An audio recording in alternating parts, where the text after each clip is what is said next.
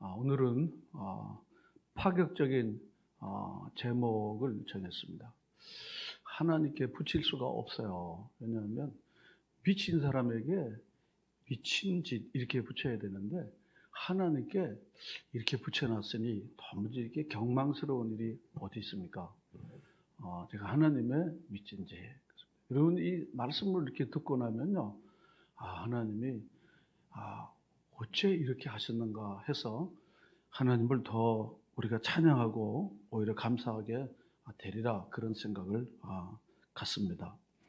저는 우리 인생살이에 있어서 하나님을 알되 대강 알 일이 아니다라는 생각을 가면 갈수록 더 갖습니다. 우리가 대충 사는 사람들은 뭐든지 대충 압니다.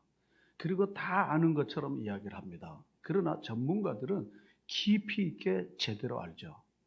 그래서 그 분야는 그 사람에게 물어봐. 지금은 백과전서가 안 통하는 시대입니다. 다 아는 것 같지만은 별로 아는 게 없는 사람들이 대부분입니다. 그런데 깊이 제대로 아는 게 참 중요한 것이다 라는 생각을 더욱 합니다. 근데 하나님을 우리는 그냥 대강 어깨너머로 기동량으로 대강 이렇게 아는 경우들이 많이 있습니다. 그러다 보니까 우리가 하나님을 믿되 대강 믿게 될 경우들이 많이 있습니다. 또 하나님께서 우리에게 원하시는 삶을 살아가는 것이 퍽 고되고 무겁고 힘들고 어려울 경우들이 많이 있습니다. 우리 인생은 하나님을 알되 깊이 알아야 할 필요가 있습니다. 왜냐하면 하나님이 내 삶을 말해주기 때문에 그럽니다. 자기 자신을 제대로 아는 한 가지 방법이 무엇인가 하면 하나님을 알면 자기 인생을 제대로 알게 됩니다. 아무리 자기 자신을 객관화시켜서 자기를 알려고 한다 한들 부분에 불과합니다. 그런데 하나님을 우리가 알게 되면은 내 자신이 진정한 내가 누구인지를 그때 비로소 알게 됩니다.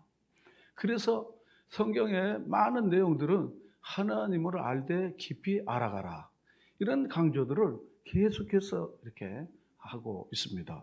지금 우리는 로마서 말씀을 통해서 하나님께서 어떤 분이시고 우리를 위하여 무슨 일을 행하시는지를 우리가 점점점 마치 광부가 그 광산에 들어가서 광맥을 따라서 계속해서 파고 들어가서 그리고 캐내는 것처럼 지금 우리는 그 과정 가운데 있습니다.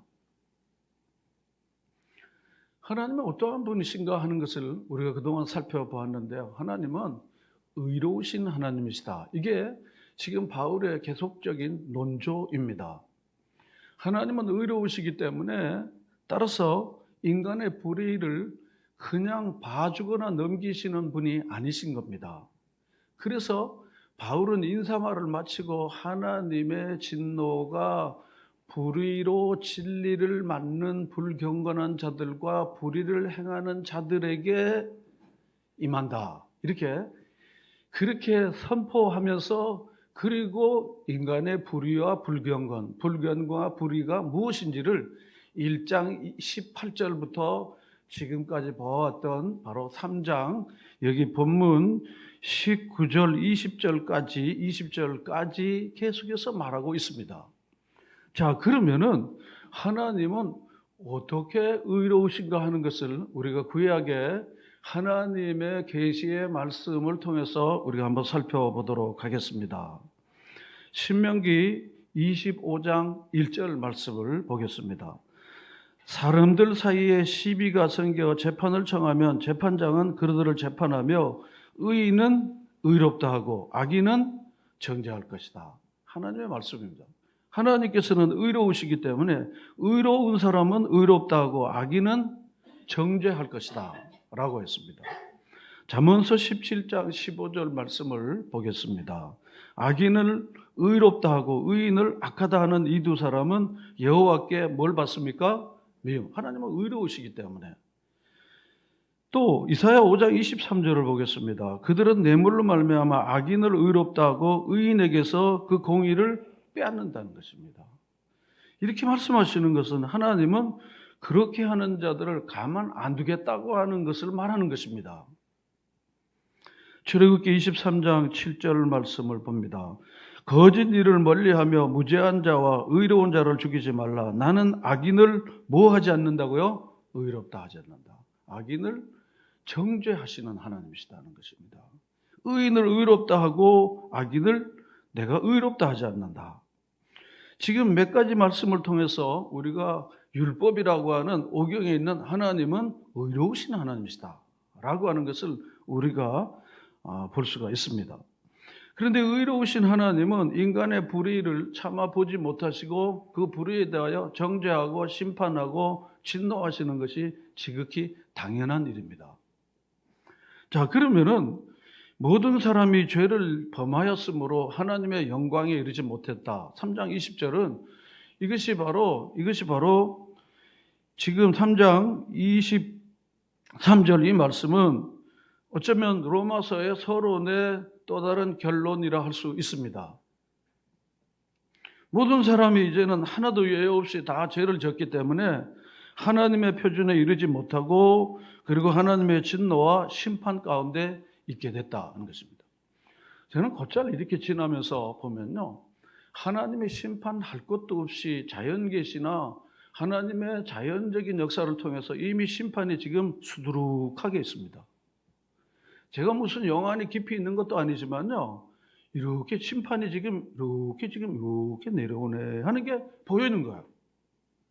이 사람에게 심판의 하나님이 이미 내려오고 본인이 심판을 모를 뿐이지, 그런 것들이 이렇게 보이는 거예요. 그래서 하나님이 심판하실 것도 없다. 이미 자연법을 통해서, 자연계시를 통해서 이 집안에 하나님의 심판이 이미 꾹 차고 있구나 하는 게 저 같은 사람들도 이미 보입니다. 다만 깨닫느냐 못 깨닫느냐 아냐 모르느냐일 뿐이지 이미 하나님은 여전히 쉬지 아니하시고 하나님 자신의 의로움을 따라서 계속해서 심판을 행하고 계십니다. 제가 앞서도 말씀드린 인간은 어리석어서 문제가 뭔지도 모른 채 살고 있는 겁니다. 마치 자기가 병든지 모른 채 건강한 줄 알고 살다가 마침내 마지막에 와갖고 증상이 나타나서 갔더니 그리고 3개월 만에 가는 거야. 그러니까 자기가 자기 문제를 제대로 알 수 있는 능력을 인간은 상실한 겁니다. 왜냐하면 다 잘났기 때문에. 다 똑똑하기 때문에. 누군가 배우려고 그러나 성경에 귀를 기울일 필요가 없을 정도로 지식 충만, 정보 충만, 그리고 굉장히 많은 것들을 알기 때문에 누군가가 나에게 가르쳐 줄 필요가 없을 정도로 자기 자신은 이미 지식 포화 상태에, 정보 포화 상태가 있기 때문입니다. 그래서 자기 문제를 자기 스스로가 알 수 있는 능력을 잃어버린 채 그 문제에 눌려서 결국은 인생은 사망의 골짜기로 가게 되는 거죠. 근데 언제 알게 되는가 하면요, 그 똑똑이 언제나 무너지는가 하면 자기 자신이 사망의 골짜기에서 도무지 헤어날 수 없을 때 이게 끝장이구나 할 때 무력감을 느끼고 이게 내 문제였구나라는 것을 그때 깨달았는데 너무 늦어버리는 거죠. 여러분, 성경 말씀을 통해서 여러분 진솔하게 정직하게 하나님의 말씀 앞에 여러분이 대면해갖고 그 말씀이 뜻하는 바들을 잘 듣고 여러분들이 반응할 수 있는 그리스도인으로 살게 되기를 바랍니다. 하나님은 모든 사람들이 구원을 받고 진리에 이르고 생명을 얻고 예수 그리스도를 통하여 풍성한 삶을 살기를 원하시고 너무 간절히 바라십니다. 그래서 사도 바울을 통해서 이 죄 문제에 대하여 특히 싫어하는 죄 문제를 계속해서 다루고 있습니다. 근데 우리가 잘 아는 것처럼 마태복음 1장 21절에 아들을 낳으리니 이름을 뭐라고 그래요? 예수라 하라. 이는 자기 백성의 뭐를요? 저들의 죄를. 예수님이 이 땅에 오신 것은, 하나님의 아들이 이 땅에 나온 것은요, 마귀고 죄를 불러일으키는 마귀를 멸하려고 예수님이 오신 것입니다. 빵 주러 오신 게 아니고 병 고치러 오신 게 아니고 자기 목숨을 통해서 많은 사람들을 죄로부터 해방되어 하나님의 자녀의 영광을 누리게 하려고 예수님이 이 땅에 오신 것입니다. 그래도 인간은 죄를 점점 쌓음으로 하나님의 진노를 더욱 쌓는다는 것을 이미 2장에서 우리는 봤습니다. 매를 번해. 그리고도 인간은 하나님 말씀 앞에 정직하게 나가기보다는 변명과 핑계로 가득 차 있습니다. 유대인들만 그런 게 아니라 도덕주의자들뿐 아니라 계속해서 핑계와 변명으로 그리고 자기 합리화로 계속합니다. 오늘 오후 시간에도 또 유대인들의 변명을 예상하고 그리고 그 변명과 핑계를 예상하고 그러고는 또 다시 바울은 반론의 반론을 3장 1절에서 8절 했던 그 반론을 다시 한번 하는 것입니다. 그런데 하나님은요, 사람이 아니시기 때문에 심판하는 것으로 끝내지 않고 하나님은 어떻게든지 간에 살리고자 하는 애틋한 마음이 있으신 분이 하나님이셔요.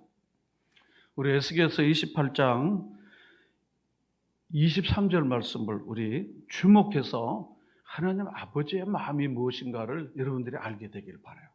다 같이 읽어보겠습니다. 주 여호와의 말씀이니라. 내가 어찌 악인이 죽는 것을 조금인들 기뻐하랴. 그가 돌이켜 그 길에서 떠나 사는 것을 어찌 기뻐하지 아니하겠느냐. 이 반어법을 사용하는 거 우리가 잘 알지 않습니까? 반어법이 뭡니까? 강조하는 거 아닙니까? 다시 보겠습니다. 여호와의 말씀인데 내가 어찌 악인이 죽는 것을 눈꼽만치라도 기뻐하냐. 뭔 말씀입니까? 악인들이 악으로 인하여 심판을 받고 진노를 받고 죽을 수밖에 없지만 그것 때문에 내가 눈꼽만치도 기뻐하지 않는다는 거예요. 다른 말로 하면 돌려서 이야기하면 뭡니까? 그것 때문에 마음이 너무 아프다는 거예요. 또 보겠습니다. 그가 돌이켜 그 길에서 떠나 사는 것을 어찌 기뻐하지 않겠느냐. 악인들이 죽고 심판을 받지 않고 돌이켜서 그렇게 사는 것을 어찌 기뻐하지 않겠느냐 하는 건 뭡니까? 내가 너무 기뻐한다는 겁니다. 이걸 어디서 우리가 볼 수 있는가 하면요. 이 탕자가 집에 돌아왔을 때 그 아버지가 아들의 기대와는 달리 엄청난 선물 보따리, 엄청난 특혜를 아들에게 주는 거예요. 이 아들은요, 굶어 죽게 생겼으니까 아버지 집으로 돌아가면은 그래도 일꾼으로만 받아주면 3끼 아니면 2끼라도 먹고 살 수 있을 것 같아서 그걸 바라고 온 거예요. 그렇지만 하나님께서는 이 아버지를 통해서 주시는 교훈이 무엇인가 하면은 바로 아들의 자리로. 이것이 바로 하나님 아버지의 속내라고 하는 것입니다. 죄인에 대한 하나님 아버지의 마음이 무엇인가? 이것이 신앙에 있어서 변두리가 아닌 핵심이요 골자입니다. 하나님 아버지의 마음이 여러분 마음속에 전율을 일으키고 감동이 되어지고 그것이 여러분의 삶에 많은 힘이 되고 동기가 되고 여러분의 삶에 힘이 되어지는 그런 역사가 성령님의 도우심으로 일어날 수 있기를 바랍니다. 말세가 되면 무정해지니까요. 차가워지기 때문에요. 똑똑한 게 차가워지는 거거든요. 명석한 게, 정확한 게 차가운 겁니다. 앞으로 점점 차가워지게 될 겁니다. 지구는 달아오르지만요. 인간의 마음은 말세가 되면 차가워집니다.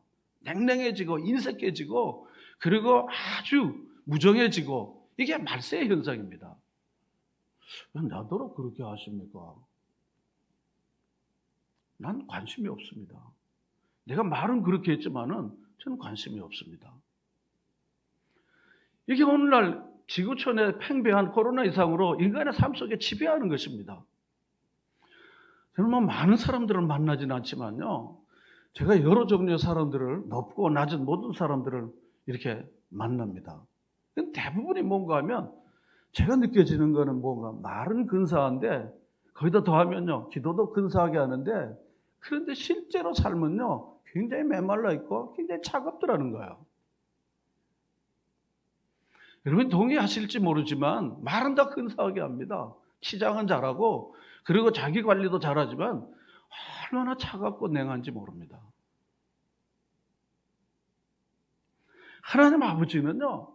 얼마나 그 안타까운 마음이 그 속에 가득 찬 거야. 가득 찬 겁니다. 하나님의 고민이 바로 여기에 있다고 생각이 되는 거예요. 뭘까요? 하나님의 의로우심은요. 포기할 수 없는 하나님 존재 자체의 근거입니다. 그러므로 불의한 자들을 심판하시는 것은 그 존재에 합당한 행위이기 때문에 포기할 수 없는 일입니다. 그런데 하나님께서는 여기 지금 에스겔서에 있는 말씀처럼 어찌 악인이 죽는 것을 조금들 기뻐하라. 그가 돌이켜 그 길에서 떠나 사는 것을 어찌 기뻐하지 아니하겠느냐. 이게 딜레마인 거예요. 하나님의 의인, 공의를 하나님은 자기의 존재의 근거로 지켜야 되고 또 하나님은 이 사람들을 살려야 되겠고 이건 대치되는 개념입니다. 살리려면은요 공의를 포기해야 되는 거예요. 공의를 지키면은 살릴 수가 없어요. 다 죽어야 되는 거예요. 이게 하나님의 고민입니다. 이게 하나님의 고민이에요. 여러분은 무슨 고민을 하십니까? 그 고민이 여러분들에게 기도가 될 텐데 고민이 여러분의 삶의 질을 결정하지 않겠습니까? 먹을까 입을까 마실까가 고민이 되는 분들은 1차원적인 삶을 사는 거 아닐까요? 물론 생존 자체가 어려운 분들에게는 그 고민해야 되죠. 그렇지만 정말로 우리가 뭐 때문에 고민하고 뭐 때문에 우리가 근심하고 뭐 때문에 기도하는가를 생각해 보면요. 이 사람의 삶의 질이 삶의 모양이 어떠한지를 알게 되는 것입니다. 하나님의 고민이 뭘까요? 떡이 아니고 밥이 아니고 집에 한 돈이 아니시죠. 하나님의 고민이 뭐예요? 살려야 할 텐데 이러면 이게 안 되고 저러면 저리 안 되고 이게 고민인 거예요. 그래서 하나님께서 드디어 하나님의 의의가 무엇인가 하면 미친 짓을 하신 거예요. 사람이 도무지 이해할 수 없는 미친 짓을 하는 거예요.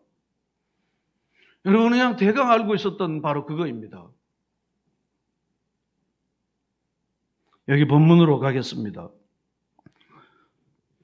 23절에 모든 사람이 죄를 지었으므로 하나님의 영광에 이르지 못하게 됐습니다. 그런데 모든 사람이 그리스도 안에서 24절에 보면 속량으로 말미암아 하나님의 은혜로 값없이 의롭다 하심을 얻게 됐다. 제가 갖고 있는 이 쉬운 성경으로 24절을 다시 한번 읽어보겠습니다. 이처럼 모두가 죄인일지라도 그리스도 예수께서 마련해 놓으신 죄사함을 통해서 하나님의 은혜로 말미암아 모두가 아무런 대가도 치르지 않고 값없이 하나님께 의롭다는 인정을 받을 수 있습니다. 그렇습니다. 불의한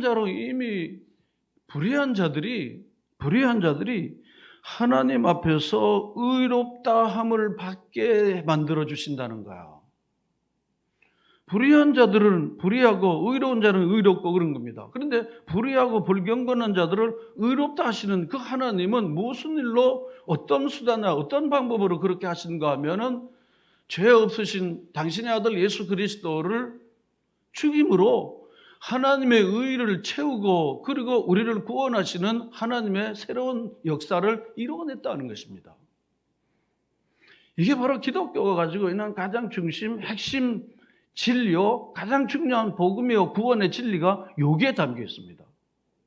그래서 저는 이 3장의 오늘 이 본문이 구약과 신약의 모든 기독교의 모든 사실들, 이야기들의 모든 귀결이 여기에 있다고 봅니다. 제가 찾고 가는 마틴 로이손스라는 설교의 대가이신 분은요, 이 본문 하나만 가지고 800페이지의 책이 있습니다. 존 파이퍼는 400페이지의 책이 바로 이 본문을 통해서 있습니다. 이게 바로 기독교의 전부이기 때문에 그런 겁니다. 한번 우리 창세기로 잠깐 우리가 그냥 이렇게 얼른 넘어가 보시죠. 창세기에 가인과 아벨의 제사가 나오는데 아벨의 제사가 무슨 제사입니까? 피 제사야. 그리고 아브라함이 아들 이삭을 바쳤던 것은 무엇입니까? 번제의 제물인 겁니다. 레위기에 나와 있는 모든 제물이 다 무엇입니까? 출애굽기에 나와 있는 바로 출애굽을 가능했던 바로 유월절은 무엇입니까? 피 뿌림입니다. 그 피를 보고 넘어가는 겁니다. 이것이 바로 로마서 3장을 설명하고자 하는 그 이야기의 예표적인 것들이 다 있는 것입니다. 예수님께서 화목제물이 되셨다고 섬김을 받으러 온 게 아니라 섬기려 하고 자기 목숨을 많은 사람의 대속제물로 화목제물로 주신다 그랬습니다. 속량하신다. 이것이 다 모두 예수 그리스도의 구속을 설명하고자 하는 여러 가지 다양한 표현입니다. 로마서 이 3장의 이후의 이야기들은요, 이 3장을 더 보충해서 설명하는 것입니다. 4장의 아브라함 얘기, 5장에 하나님과 화목게 됐으니 화목게 된 자로의 삶, 바로 이것이 바로 거기서 나오는, 다 언저리에 나오는 내용들입니다. 바울의 서신들은 다 모두 알고 보면요, 다 모두 이 3장을 풀어 설명한 것입니다. 특별히 갈라디아서는요. 마지막 요한계시록을 한번 생각해 보세요. 피로 말미암아 영원한 도성에 들어가는 것입니다.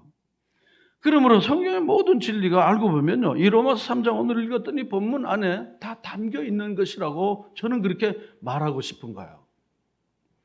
다른 말로 하면요, 우리가 교회를 다녀도 이 로마서 3장에 있는 오늘 본문에 있는 바로 24절에 있는 그리스도 예수 안에 있는 속량으로 말미암아 하나님의 은혜로 값없이 의롭다 하심을 얻은 자 되었다라고 하는 이 말씀을 우리가 이 진리로서 이 의미를 알고 이걸 동의하고 이것에 대하여 우리가 분명한 확신을 가지고 이 말씀에 자기를 의뢰하지 않는 한은 우리는 진정한 그리스도인으로 살 수 없다는 것입니다.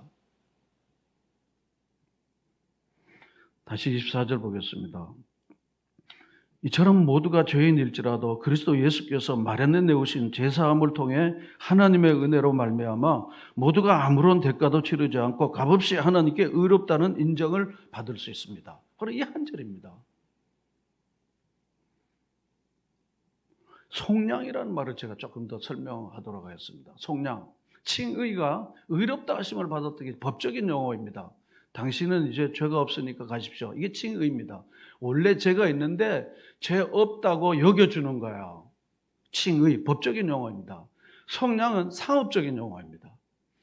노예들을 시장에 내다 파는 일이 익숙한 시대의 표현입니다. 노동력이 있고 신체도 좋으니까 너는 예를 들면 100만 원. 너는 노동력도 별로 없고 잔잔한 일밖에 못하니까 너는 30만 원. 이렇게 노예들은 마치 물건처럼 값이 정해지는데 노예 주인이 와갖고 그리고는 100만 원을 주고 사는 거예요. 그래도 이 소유권이 원래 주인에게서 사는 사람에게 이 소유권이 넘어가게 되는 거예요. 근데 산 사람이 이제 노예의 생살 여타권을 자기가 갖고 있는 거예요. 그런데 이 사람이 선한 마음을 가지고 전 주인으로부터 굉장히 고통을 당했던 이 사람을 건져갖고 살려서 그리고는 자기 가족에게로 돌아가서 자유케 하는 거야. 아브라함 링컨이 한 것처럼요. 그게 바로 속량입니다. 속량. 주님께서 우리가 짊어져야 할 모든 죄값을 우리 하나님께서 예수 그리스도에게 다 지어주심으로 말미암아 그리고 죄에 노예된 우리는 자유함을 얻게 됐고 그리고 하나님의 자녀가 되고 하나님의 영광에 이르도록 하나님께서 해주셨다. 이것이 바로 바울이 깨달았던 예수 그리스도의 구속 사역 그 자체입니다. 이걸 깨달았을 때 우리가 온전한 구원에 이르게 되는 것입니다. 그럼 믿음은 뭐예요? 믿습니다. 잘 될 줄로 믿습니다. 이건 적극적인 사고방식이지 믿음이 아닙니다. 믿음이 뭡니까? 오늘 이 본문 24절에 행하셨던 것들을 내가 그 사실을 인정하고 동의하고 그것은 나를 위한 것이라고 확신을 갖고 그 사실에 나를 의탁하고 그렇게 살아가는 것, 그것이 바로 진정한 믿음인 것입니다.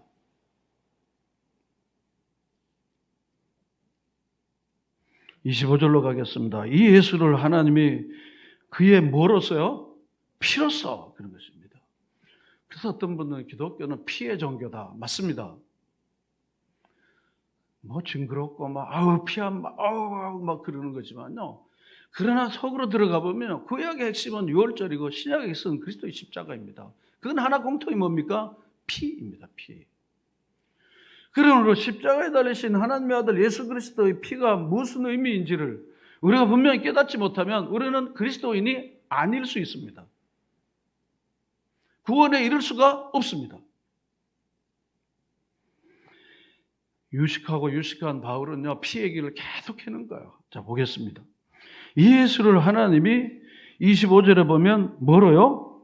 그의 피로써 믿음으로 말미암아 무슨 제물로요? 화목제물입니다. 불의한 자들에 대한 하나님의 의로움은 결국은 하나님의 진노를 일으킨 거예요. 이미 우리가 살펴봤습니다. 근데 화목제물이 되는 것이 뭡니까? 하나님과 사람 사이에 중보자가 되어갖고 속죄소가 돼서, 그래서 이 진노를 가라앉혀서 하나님의 진노 대신 하나님이 주시는 원래의 계획인 축복을 받도록 하시는 예수 그리스도의 자발적 순종과 희생이 화목제물인 것입니다.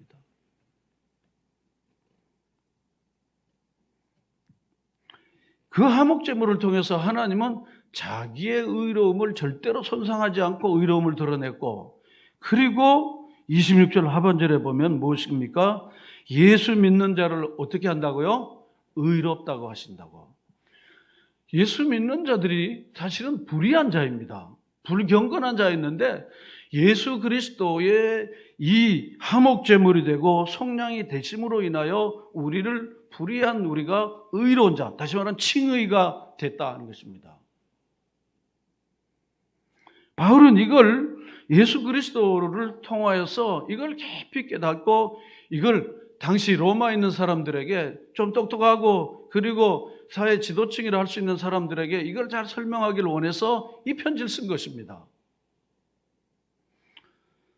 기독교가 대중 종교가 되고부터는요, 점점 이 십자가 그 속의 도리가 없는 기독교가 많이 있습니다.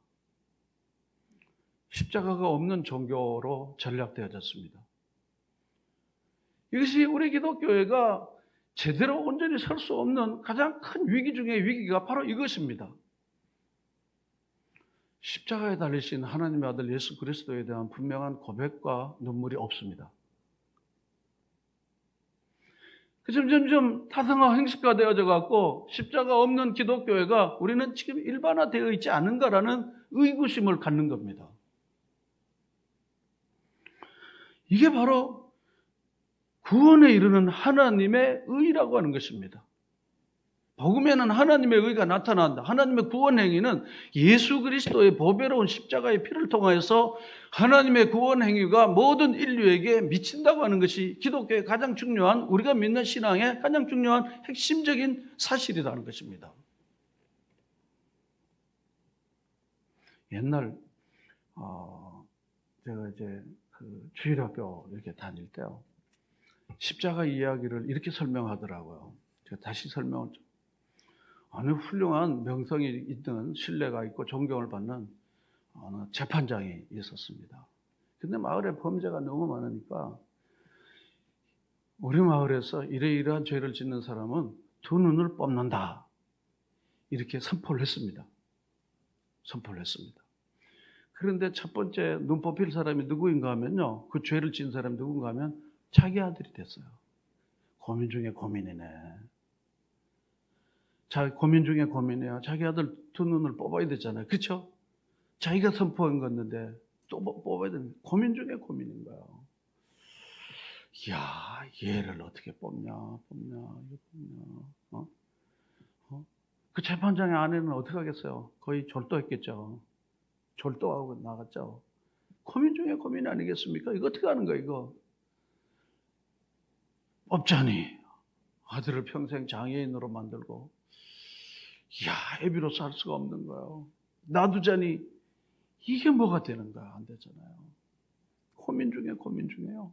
한 개 뭔가 하면은요, 두 개 뽑아야 되니까 그 벌을 받아야 할 자기 아들의 눈을 하나 뽑고 그 다음에 자기 눈을 하나 뽑은 거야. 두 개를 뽑기로 한 거야.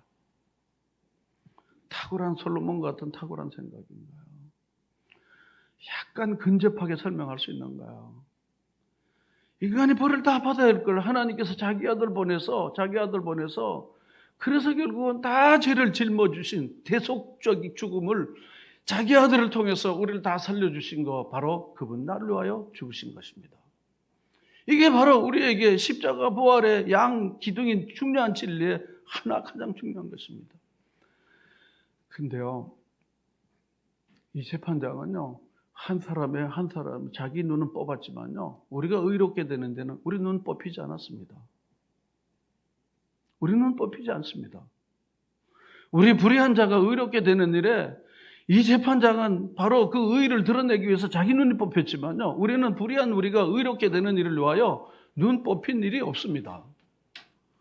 우리가 눈을 뽑힌 일이 없이, 우리 눈을 뽑힌 일이 없이, 그리고는 하나님의 전적인 은혜로 우리가 의로워지게 된 것입니다. 우리 로마서 8장 한번 올려줄까요?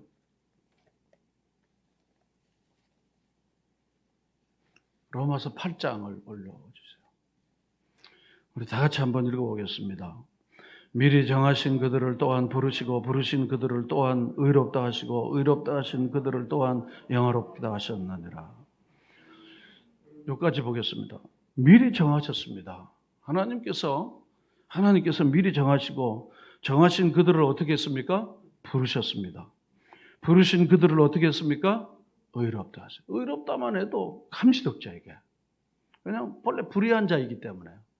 하나님의 진노와 심판밖에 받을 게 없는 우리를, 불의한 우리를 의롭다고만 하셔도 감지덕지입니다.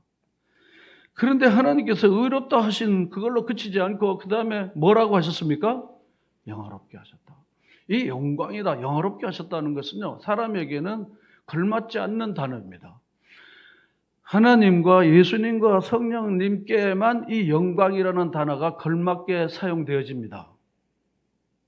인간에게는 영광이라는 말이 그에게 붙을 수가 없습니다. 근데 하나님께서는요, 우리 인간을 의롭다 하실 뿐만 아니라 영화롭게 하실 정도로 영광에서 영광에 이르도록 우리를 존귀한 존재로 이렇게 높이시는 것이 하나님의 애당초에 그 계획이셨습니다. 그래서 로마서 5장 8절에 보면요, 아까도 나왔지만 우리가 죄인 됐을 때 그리스도께서 우리를 위하여 죽으심으로 하나님께서 우리에게 대한 뭐를요? 사랑을 어떻게 해요? 확증시켜줬다.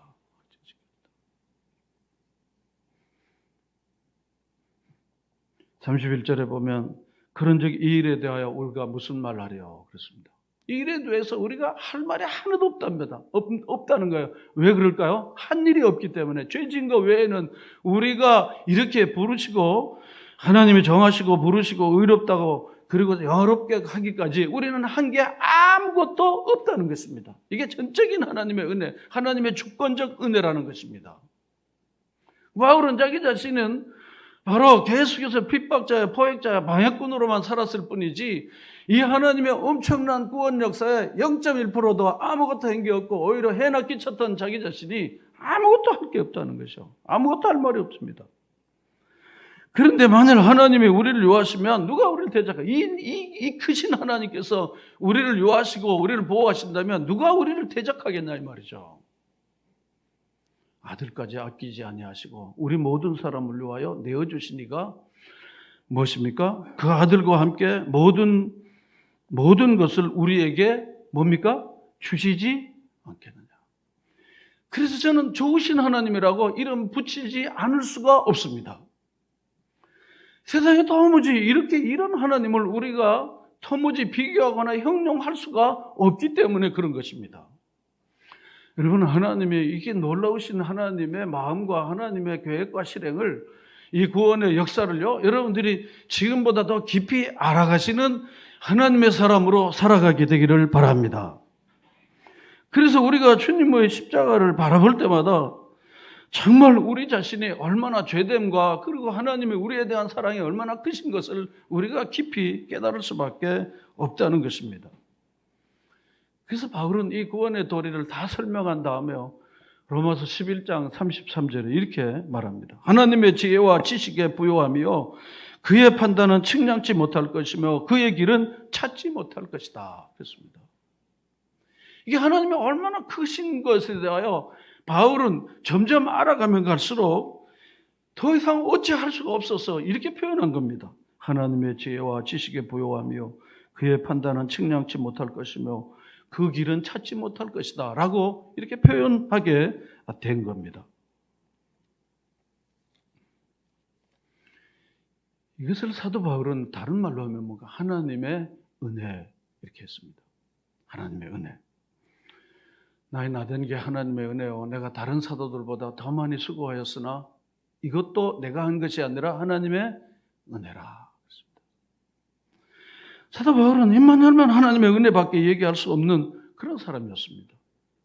어제 우리가 가평 우리 필그람 하우스에 우리 철로역정 우리 여정을 이렇게 했습니다. 그런데 그 철로역정의 주인공은 크리스찬입니다. 크리스찬. 그런데 그가 원래 이름은 크리스찬이 아닙니다. 원래 이름은 크리스찬이 아니고 그의 원래 이름은 은혜 없음이 원래 이름입니다. 영어 이름으로는요, Godlessness입니다. 하나님 없음입니다. 하나님 없음은 다른 말로 하면 은혜 없음입니다. 다른 말로 하면 gracelessness 그럽니다. 은혜 없음 그런 겁니다. 그런데 이 사람이 전도자를 통하여서 구원의 복음을 제대로 잘 듣고 하나님이 친히 나타나서 환상을 통해 듣고는 그가 크리스찬이 된 거예요. 은혜 있음이 된 것입니다. 여러분과 저의 모습을 말하는 것이죠. 우리가 본래 은혜 없음의 사람이었다가 긍휼이 풍성하신 하나님이 오래 참는 중에 우리 같은 사람들을 하나씩 다 불러서 은혜의 자리에 앉게 해 주신 것입니다. 그래서 지금 우리는 은혜 있음의 자리에 있게 된 것입니다. 그 은혜로 말미암아 우리가 하나님의 자녀가 되어지고 하나님을 예배하며 하나님이 주시는 온갖 좋은 것들을 누리는 이런 영광스러운 백성이 된 것입니다. 바울은 이 얘기를 끝없이 해나가고 싶은 마음이 간절했던 것은 자기 이전에 은혜 없이 살았을 때 어떻게 살았는지를 자기 자신이 사람들도 뻔히 아니까요. 핍박자요, 포행자요, 방해꾼이었고 열심으로는 교회를 핍박했던 그 자기 자신의 의로움을 드러내려고 했었던 이 자신을 너무너무 잘 알고 있었기 때문에, 그런데 주님이 친히 찾아와서 자기 같은 사람을 구원해서 이 깊은 도리를 알게 해주신 하나님의 은혜를 전하지 않을 수가 없었던 거죠. 말씀 마치겠습니다. 여러분, 은혜 없으면서 이 십자가에 달리신 하나님의 아들 예수 그리스도의 속량과 화목제물로 우리가 은혜 있음이 됐고 불의한 우리가 의로운 자가 됐습니다. 그러므로 여러분 속에서 이제 십자가에 흐르는 하나님의 깊은 사랑과 은혜가 여러분 심령 속에 흘러서 여러분들 은혜를 많은 사람들에게 바울처럼 믿음의 사람들처럼 은혜를 많이 흘러보내는 은혜의 사람으로 여러분의 인생이 아름답고 좋은 은혜의 통로, 축복의 통로로 살아가는 여러분 모두가 되시기를 축원합니다. 기도하겠습니다. 주님께 찬양을 드립니다. 주님께 영광을 돌립니다. 주님 위해 살게 해 주십시오. 이것이 우리 인생의 중요한 과제요, 우리 인생의 진정한 목적인 줄 알게 하시고, 전에 은혜 없이 살았던 우리가 이제 은혜 있음의 사람이 됐사오니 하나님, 이제 천사도 경탄케 할 은혜, 죄인들을 복되게 하는 은혜, 마귀들을 놀라게 하는 하나님, 이 기막힌 하나님의 은혜로 말미암아 구원을 받고 하나님의 자녀 됐사오니 하나님의 자녀로서 이제는 은혜의 은혜를 온전히 드러내는 하나님의 사람으로 살 수 있도록 은혜의 보좌 앞에, 십자가 보좌 앞으로 언제나 나아가는 저희들이 되게 하여 주시옵소서. 예수님의 이름으로 기도하옵나이다. 아멘.